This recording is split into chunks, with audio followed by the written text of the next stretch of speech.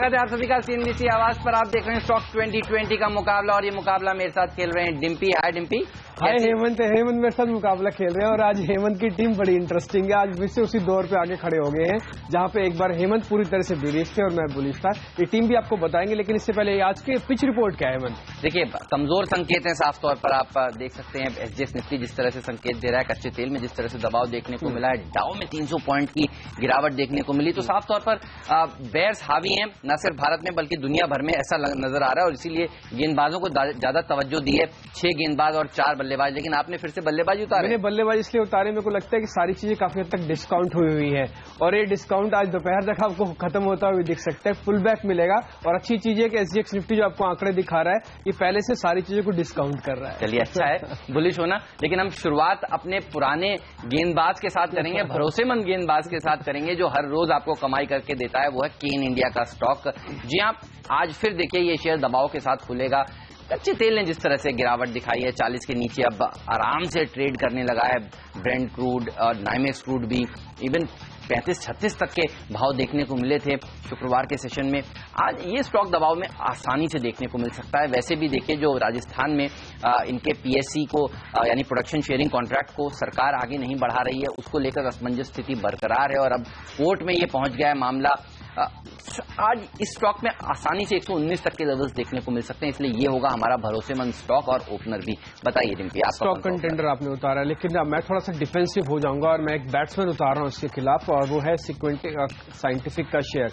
इसके पीछे एक साफ वजह यह है कि उन्होंने एक टर्की की कंपनी है टॉपकिम, इसको खरीदा है और अब ये शेयर एक अच्छे मोमेंटम के साथ चल रहा है। आप देखें बाजार की गिरावट पिछले 4-5 दिन की और इस शेयर का पैटर्न को देखें, आपको क्लियरली दिखेगा कि टेक्निकली भी स्ट्रांग है इसके अंदर, क्योंकि एवरेजेस के ज्यादातर एवरेजेस के ऊपर है।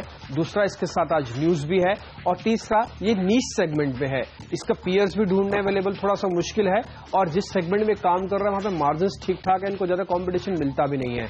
इसलिए अगर बाजार में आपको गैप डाउन ओपनिंग के मौका मिल रहा है, उस मौके के अंदर इस खबर का फायदा उठाएं और वापस बाय करें। 1200 का टारगेट आपको मिल जाएगा, 1148 का स्टॉप लॉस रख लें आप। टीसीएस होगा अगला स्टॉक और ये भी सेल साइड का ही कंटेंडर है। आज एफएनओ में शायद सबसे ज्यादा पिटता हुआ ये शेयर दिखे और हमने देखा बाजार बंद होने के बाद शुक्रवार को इन्होंने एक्सचेंजेस को इन्फॉर्म किया कि चेन्नई में जिस तरह से फ्लड्स हुए थे उसके चलते करीब 65,000 कर्मचारियों ने 5-6 दिन तक काम नहीं किया। 1 हफ्ते तक ये कामकाज बंद रहा। जाहिर सी बात है इसका इंपैक्ट देखने को मिलेगा और कंपनी ने कहा है, जो शब्द यूज किया है, material impact on Q3 earnings, यानी तीसरी तिमाही के जो नतीजे हैं वो काफी कमजोर रह सकते हैं। एक तरह से बाजार इसको प्रॉफिट वार्निंग की तरह भी देख रहा है और ये पहली आईटी कंपनी है जिसने प्रॉफिट वार्निंग दी है। वजह हालांकि चेन्नई का फैक्टर है। आज इस स्टॉक में आप 2360 तक के लिए अप्रोच कर सकते हैं। नीचे की तरफ 2395 का एक स्टॉप लॉस भी जरूर रखना चाहिए। आईटी कंपनियां दबाव में आज जरूर रहेंगी। मेरा जो अगला काउंटर है वो है टायर इंडस्ट्रीज से शेयर है केशोराम इंडस्ट्रीज। असल में केशोराम की तरफ से एक अनाउंसमेंट ही आई है कि वो कारोबार विस्तार के लिए करीब 800 करोड़ रुपए इन्वेस्ट कर रहा है। ये इन्वेस्टमेंट ऐसा होगा कि एक प्लांट को ये बेचेगा, 300 करोड़ रुपए इनके पास पड़ा है, तो दोनों का मिला के करीब 800 करोड़ रुपए है जो कि बिजनेस के अंदर जाएगा।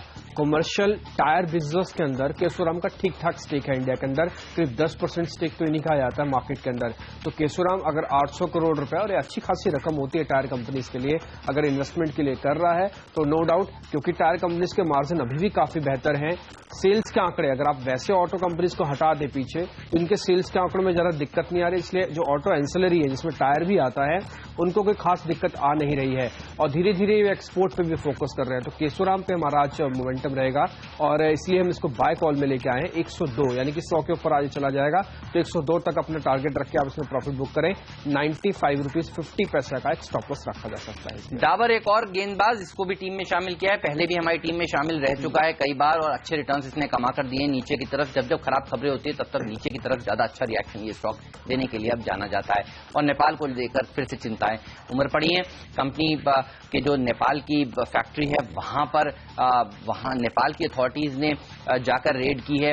वहां पर करीब 77 बड़े कंटेनर्स को अपने गिरफ्त में लिया है और आरोप ये लगाया जा रहा है कि इनमें जो रियल जूस था जो भारत में आता है वो दरअसल दरअसल एक्सपायर्ड जूस था। हालांकि कंपनी का ये कहना है कि ऐसा कुछ भी नहीं है, ये जूस 6 महीने के लिए वैलिड था। लेकिन देखिए पहले असमंजस स्थिति बरकरार थी, यहां से डाबर के प्रोडक्ट्स वहां नहीं जा रहे थे, नेपाल के बॉर्डर के ऊपर जिस तरह से आगे पीछे गाड़ियां नहीं मूव हो रही थी वो बंद था, और अब ये खबर आती हुई तो सेंटीमेंट के लिहाज से इस बार तीसरी तिमाही के नतीजों में डाबर को बड़ा नुकसान, बड़ा झटका होगा नेपाल की वजह से, क्योंकि इनकी बड़ी फैक्ट्री है वहां पर। 256 रुपीज तक के टारगेट्स के साथ इसको अप्रोच करें, नीचे में 273 का एक स्टॉप लॉस भी जरूर रखना चाहिए। एक गेंदबाज के खिलाफ सिस्टम ने एक बायर उतारा है, यानी कि एक बैट्समैन उतारा है, वो है फेडरल बैंक। बैंकिंग काउंटर्स में बड़ा हालांकि वो काफी सिलेक्टिव होना पड़ रहा है। ज्यादातर आप देखेंगे सेल कॉल ही मिलेगी आपको एनालिस्ट की तरफ से, लेकिन हमारा मानना है कि जिसके साथ खबर है और वो ऐसी खबरें हैं जो कि सीधा कोर से जुड़ी हुई हैं, जैसे एनपीए उससे जुड़ी हुई, तो उसका असर जरूर दिखेगा। फेडरल बैंक ने यही किया है। इसके पास करीब 150 करोड़ रुपए का एक डूबता हुआ कर्ज था, वो था गोल ऑफशोर का, जो उसने इसको बेच दिया है। तो ये अपनी बैलेंस शीट को सुधार रहा है। ये एक अच्छी चीज है फेडरल बैंक के साथ कि इस तरह की रिकवरी वो कर रहा है। 150 करोड़ रुपए एनपीएस के तौर पर एक बड़ी रकम होती है, और फेडरल बैंक इसका आज फायदा उठा सकता है। आपको प्राइसिंग में दिख सकेगा 56 से 57 तक का एक टारगेट रखे। हमने थोड़ा कंजर्वेटिव ही टारगेट इसके अंदर रखा है, ताकि आपको ज्यादा देर इस सौदे के अंदर रुकना न पड़े। और 52 रुपीज 70 पैसा का एक स्टॉप लॉस आप रख सकते हैं। अच्छी चीज ये है कि जिस तरह से अपने एनपीए को शुरुआत की है बैंकिंग काउंटर्स में, उसका असर रिएक्शन हाथों हाथ में मिलता है। एक और गेंदबाज को टीम में शामिल करेंगे और वो होगा कावेरी सीड्स। आज सीड कंपनियों में थोड़ा दबाव देखने को मिल सकता है, खासतौर पर मोनसेंटो जैसी कंपनियां, कावेरी सीड जैसी कंपनियां। देखिए केंद्र सरकार ने यह फैसला लिया है कि वो सीड के प्राइसेस को और खासतौर पर बीटी कॉटन के प्राइसेस को अब वो खुद तय करेंगी। एक तरह से वो प्राइस तय इसलिए करना चाहती हैं क्योंकि किसानों ने विरोध किया था, महंगे दामों पर ये कंपनियां बीज बेच रही थीं, और हर राज्य में अलग अलग दाम थे। पंजाब में मिसाल के तौर पर करीब 1000 रुपए में 450 ग्राम का पैकेट मिलता था, महाराष्ट्र में 830 रुपए में यही मिलता था, आंध्र प्रदेश में 930 रुपए में मिलता था। तो अलग अलग राज्य अलग अलग प्राइसेस लगा रहे थे, और ये एक ओवरहैंग था भी इस स्टॉक पर पहले से भी। अब ये खबर आती हुई सरकार ने मन बना लिया है और इस बजट में इसका ऐलान भी कर दिया जाएगा, और सरकार की तरफ से नोटिफिकेशन क्योंकि आ चुका है, तो आज इन स्टॉक्स में दबाव देखने को मिल सकता है। मोनसेंटो क्योंकि एफएनओ में नहीं है, उसको नहीं बेच सकते, हालांकि उसमें सबसे ज्यादा प्रेशर देखने को मिलेगा। कावेरी सीड्स क्योंकि एफएनओ में है, इसलिए इसमें बिकवाली करने की राय दे रहे हैं। 355 तक के लेवल्स आराम से देखने को मिल सकते हैं। 370 का एक स्टॉप लॉस भी जरूर रखना चाहिए। तो हेमंत अगर डटे हुए हैं बॉलर्स के साथ, तो हम भी बैट्समैन की लिस्ट के साथ ही डटे हुए हैं सिस्टम में, और हमारा अगला भी बैट्समैन ही है। आप इसके भी लेवल और रीजन नोट कर लीजिए, वो है पीआई इंडस्ट्रीज। असल में पीआई इंडस्ट्रीज को लगातार फंड्स ने काफी हद तक खरीदारी की है। कल जो आंकड़े हमारे को मिले हैं उसमें एसबीआई का म्यूचुअल फंड है, उसने करीब 9 लाख शेयर खरीदे हैं। इसके अलावा India mid cap Mauritius fund है, उसने खरीदे हैं। कुछ एक और इमर्जिंग फंड्स ने काफी हिस्सेदारी इसकी खरीदी है, क्योंकि प्रमोटर ने थोड़ा सा अपने स्टेक को बेचा है, 58 से घटाकर 51 किया है। लेकिन जो प्राइसिंग है वो बड़ी इंटरेस्टिंग है, 610 यानी कि सीएमपी से ऊपर के प्राइसिंग पे तो फंड्स ने बाय किया है। तो हमें उम्मीद कर सकते हैं कि आज इसका एक पॉजिटिव इंपैक्ट जरूर आता हुआ दिखेगा पीआई इंडस्ट्रीज पे, क्योंकि एक जगह से जब दूसरी जगह पे फंड्स जब पैसा जा रहा है वो भी स्ट्रॉन्ग हैंड्स में जा रहा है। एसबीआई अपने आप में बड़ा नाम है, इसके अलावा जो भी फंड्स ने बाय किया वो इमर्जिंग फंड्स हैं, जो कि ज्यादातर एक अच्छी वैल्यूएशन के साथ चीजों को बाय करते हैं ताकि आगे उनको बेनिफिट मिले। तो पीआई इंडस्ट्रीज इस लिहाज से, क्योंकि प्राइसिंग और जो पैसा ट्रांसफर हो रहा है, जो स्टेक्स ट्रांसफर हो रहा है वो अच्छे फंड्स में हो रहा है, इसलिए एक अच्छा कंटेंडर बन जाता है बाय का। 640 का टारगेट आज इस पे हमने रखा है, और 590 का स्टॉप लॉस रख के इसको आज फिर से आप बाय कर सकते हैं। चलिए, और एक और स्टॉक है जिस पर सिलेक्टर्स बेरिश है पिछले कई ट्रेडिंग सेशन से, वो है जेपी एसोसिएट का शेयर। अब आप देखिए 10 रुपए के नीचे ये आज पहुंचने वाला है।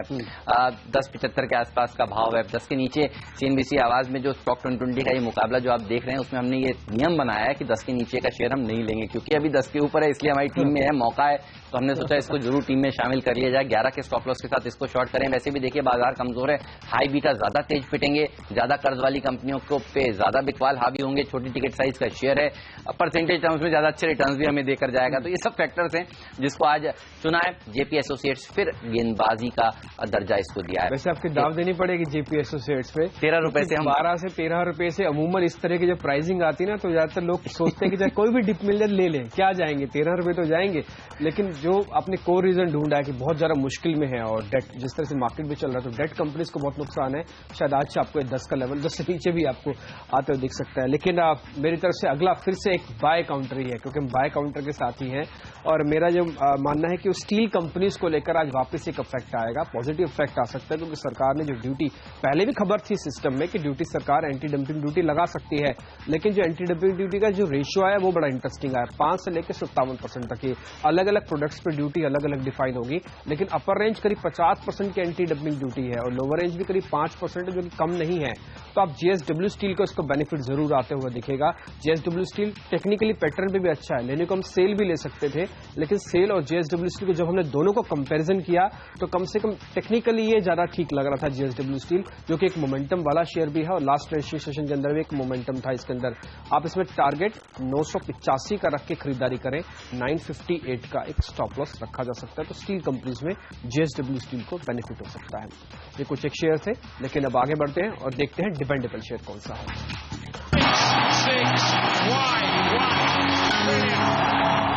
चेन्नई पेट्रो होगा हमारा मिस्टर डिपेंडेबल स्टॉक। और हमने देखिए शुरुआत में ही कहा था कच्चे तेल में जिस तरह से तेज गिरावट देखने को मिल रही है, तो उन कंपनियों में, केन जैसी कंपनियों में नुकसान देखने को मिलेगा, लेकिन चेन्नई पेट्रो एक ऐसी कंपनी है जिसमें एक अच्छी खासी तेजी देखने को मिल सकती है। हमने देखा है ऑयल मार्केटिंग कंपनियां एचपीसीएल, बीपीसीएल, आईओसी में अच्छी खासी रैली बनी है। आईओसी की दरअसल सब्सिडरी है चेन्नई पेट्रो, काफी बड़े इन्वेस्टर्स के पास ये शेयर है भी। आईडीएफसी जैसे बड़े जो फंड्स हैं और जो बड़े इंस्टीट्यूशन रिसर्च करने के लिए जाने जाते हैं, वो भी यही कह रहे हैं कि एमआरपीएल और चेन्नई पेट्रो ये वो कुछ स्टॉक्स हैं जो यहां से अब रीरेट होने के लिए तैयार हैं। अगर कच्चा तेल ऐसे ही नीचे के लेवल्स पर पड़ा रहता है तो इन सारी कंपनियों को जबरदस्त मुनाफा होगा, नंबर्स काफी अच्छे आएंगे और बाजार अब से लेकर अब कुछ ही दिनों में देखिए जनवरी के दूसरे हफ्ते में नतीजे आने शुरू हो जाएंगे, तीसरी तिमाही के नंबर्स आने शुरू हो जाएंगे। तो साफ तौर पर उसके ऊपर फोकस करेगा और देखने की कोशिश करेगा कौन सी कंपनियां अच्छे नंबर्स देगी और कौन सी कंपनियां खराब नंबर्स देगी। तो 210 तक के लेवल्स के लिए इसको अप्रोच करें, 194 का एक्स्ट्रा लॉस भी जरूर रखना चाहिए। आपका मिस्टर डिपेंडेबल कौन सा है?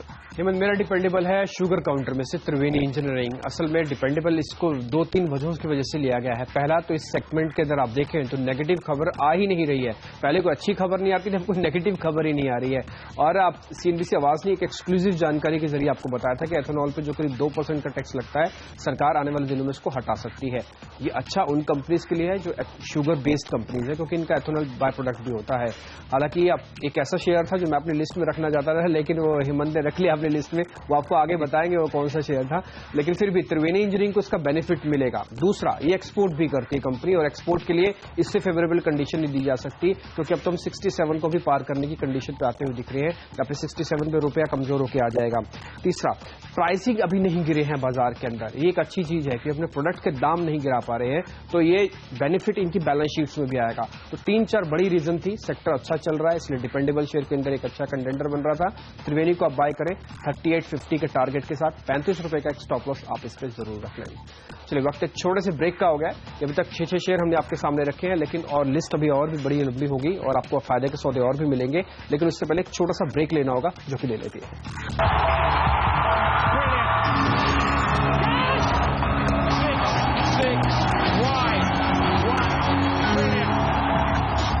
स्वागत है आप सभी का सीएनबीसी आवाज पर। वक्त हो गया मिडिल ऑर्डर के स्टॉक्स जानने का और मिडिल ऑर्डर में कुछ बल्लेबाजों को भी हमने शामिल किया है। डिम्पी ने तो शुरुआत से ही बल्लेबाजों पर फोकस किया है, लेकिन हमने शुरुआत में काफी सारे गेंदबाज उतारे और अब ओरिएंट ग्रीन पावर एक ऐसी कंपनी जिसके ऊपर आज नजर होगी। दरअसल सुजलॉन और ओरिएंट ग्रीन पावर ये 2 स्टॉक्स हैं जिनको शामिल करना चाहते थे, क्योंकि टीम में जगह कम थी, तो ओरिएंट ग्रीन पावर को शामिल किया। छोटी टिकट का शेयर है, 14 रुपए 50 पैसे का भाव है। आज 14 रुपए 50 पैसे तक का टारगेट हमारे सिलेक्टर्स दे रहे हैं। आज 13.45 के स्टॉप लॉस के साथ इसको आप अप्रोच कर सकते हैं। जिस तरह से सरकार का फोकस साफ तौर पर क्लीन एनर्जी, ग्रीन एनर्जी के ऊपर है और इस हफ्ते होने वाली कैबिनेट की बैठक में माना यह जा रहा है कि सोलर और विंड के जो पावर बनाने वाली कंपनियां हैं उनको किस तरह की रियायत दी जा सकती है। आज इस स्टॉक पर फोकस आपको रखकर चलना चाहिए। 14 रुपए 50 पैसे तक के लेवल्स के लिए इसको अप्रोच कर सकते हैं आज के दिन। आपका स्टॉक कौन सा है मिडिल ऑर्डर में?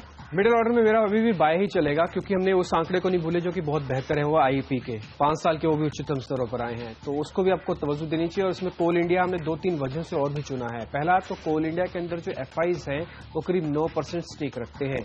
उन्होंने ये कहा है कि सरकार को भी विनिवेश नहीं करना चाहिए, कम से कम कोल इंडिया का। देखिए, जब भी कोई सरकारी कंपनी का विनिवेश की खबर आती है तो वैल्यूएशन को लेकर कंसर्न खड़े हो जाते हैं, क्योंकि इस बाजार में वैल्यूएशन बड़ी इंपॉर्टेंट चीज है। और अब एफआईज ने यह कहा है कि अगर विनिवेश नहीं होना चाहिए तो शायद उनकी बात सुनी जा सकती है, कंसीडर्ड की जा सकती है, क्योंकि 9% हिस्सेदारी रखते हैं।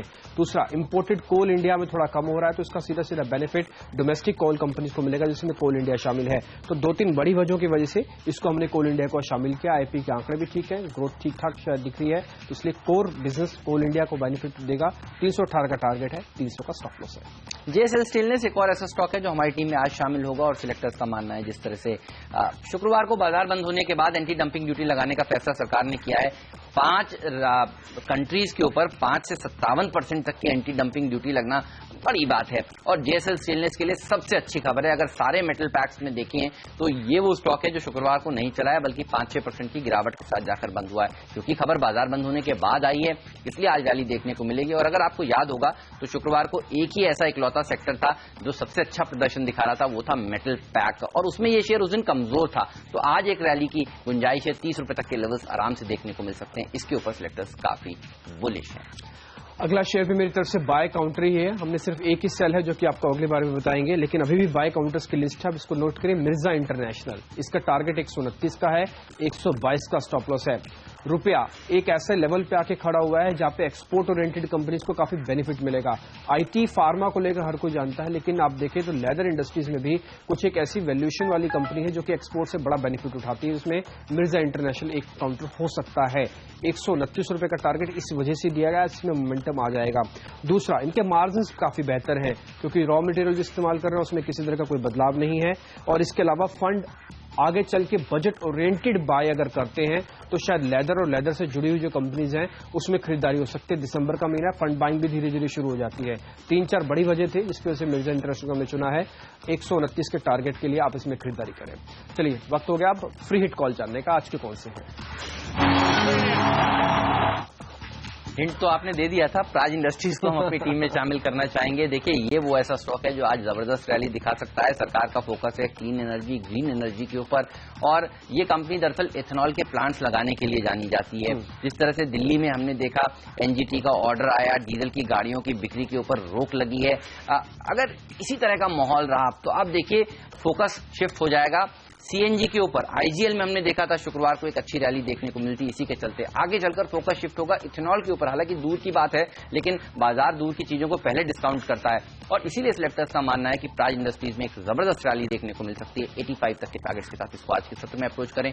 80-50 का एक स्टॉप लॉस भी रखना चाहिए। और डिम्पी ने आपको पहले ही बताया था, शुक्रवार को सीएनबीसी आवाज ने खबर दी थी कि राज्य जो अलग अलग तरह का टैक्स लगा रहे हैं इथेनॉल के ऊपर, वो अब खत्म हो रहा है, और उसके चलते इथेनॉल को लेकर इंडस्ट्री ज्यादा उत्साहित होगी और ब्लेंडिंग के ऊपर भी फोकस बढ़ेगा। तो ये वो स्टॉक है जिस पर हमारी नजर है। आपने जो थीम पकड़ी उसी थीम पे, लेकिन अब हम उल्टे होंगे आपसे वापस। वो है सेल काउंटर, लेकिन थीम यही है, वो है गाड़ियों पे, जो डीजल गाड़ियों पे बैन लगा है दिल्ली में। अब ये 6 जनवरी तक तो पूरी तरह से मामला टल ही गया। आपको मालूम है, जो दिसंबर वाला फैक्टर होता था जिसको ज्यादातर कार कंपनीज भुनाती थी, अब वो नहीं भुना पाएंगे क्योंकि रजिस्ट्रेशन नहीं हो रहा। असमंजस की स्थिति है। जिन्होंने गाड़ी खरीद लिया लेकिन अभी तक रजिस्टर्ड नहीं हुई है, उनके साथ भी दिक्कत आ गई, क्योंकि 6 तारीख तक वो भी आप रजिस्ट्रेशन पता नहीं करवा पाएंगे या नहीं करवा पाएंगे, क्लैरिटी नहीं है बिल्कुल। M&M को बेचा जा सकता है, हालांकि और 2 कंपनीज भी हैं, टाटा मोटर्स भी है और इसमें मारुति भी है, लेकिन M&M का 90% जो गाड़ी है, मोर देन 90% गाड़ियां जो है वो डीजल बेस्ड ही है, इसलिए M&M को शॉर्ट करना ज्यादा बेहतर होगा। लास्ट सेशन में थोड़ा सा पुल बैक आ गया था, लेकिन आज फिर से गुम हो जाएगा। 1240 तक का टारगेट रख के इसको आप शॉर्ट करें। 1280 का एक आपको स्टॉप लॉस भी रखना होगा। वक्त एक छोटे से ब्रेक का भी हो गया है, लेकिन ब्रेक के बाद आपको बताएंगे आज का पिंच हिटर शेयर।